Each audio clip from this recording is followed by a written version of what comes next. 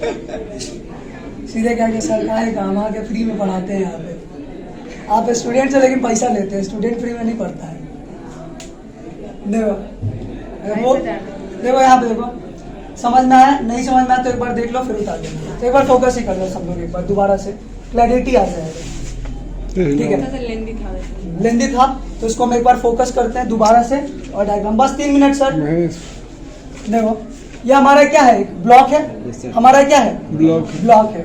Block क्या है तो एम मास का क्या है, ब्लॉक है। और फोर्स कैसे लग रहा है तो फोर्स ऐसे इस डायरेक्शन में क्या लग रहा है, फोर्स लग रहा है। उस फोर्स का क्या नाम है, एफ नाम है। ठीक है, और कितना एंगल पे फोर्स लग रहा है तो बीटा एंगल पे फोर्स लग रहा है। समझ में आ गया?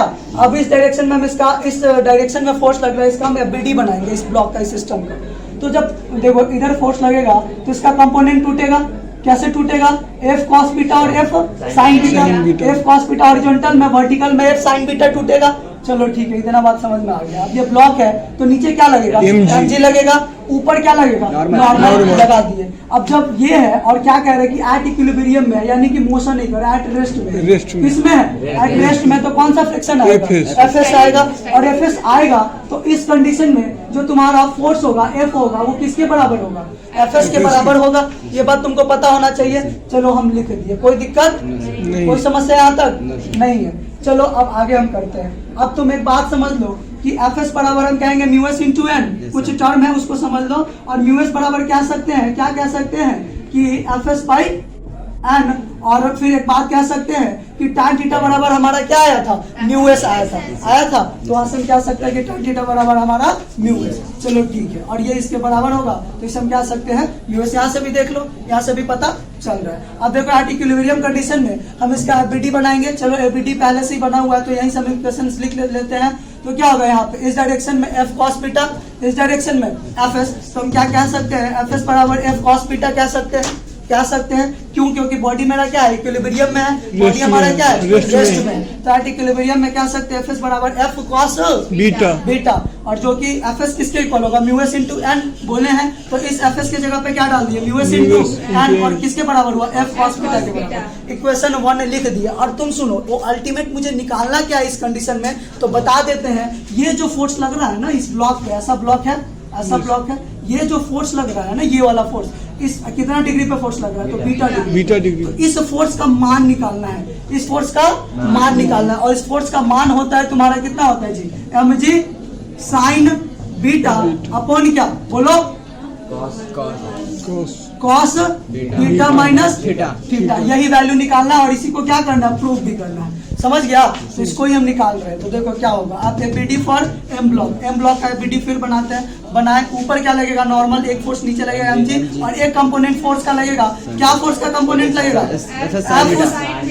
एफएस कर दिए थे, एफएस कर दिए थे हम। तो कंपोनेंट किसका तोड़े थे, एफ का तोड़े थे, एफएस कर दिए। चलो एफ बराबर एफएस भी हो रहा है तो भी कोई दिक्कत नहीं है, लेकिन ये फोर्स एफ ही होगा। आई बराबर एफएस है तो एफएस की जगह पे एफ भी डालेंगे तो चलेगा, कोई दिक्कत नहीं है। तो यहाँ पे भी हम एफएस नहीं भी करते, फिर रहता चाहिए चल जाता है, कोई दिक्कत नहीं है। इक्वेशन में कोई प्रॉब्लम है, कुछ भी कहीं पे गलत नहीं हुआ है। चलो सही है। तो हम यहाँ पे कह सकते हैं एफ साइन बीटा, और नीचे में क्या एम जी और ये एम। तो अब क्या कहेंगे, एफ नेट बराबर मास इंटू एक्सेलरेशन।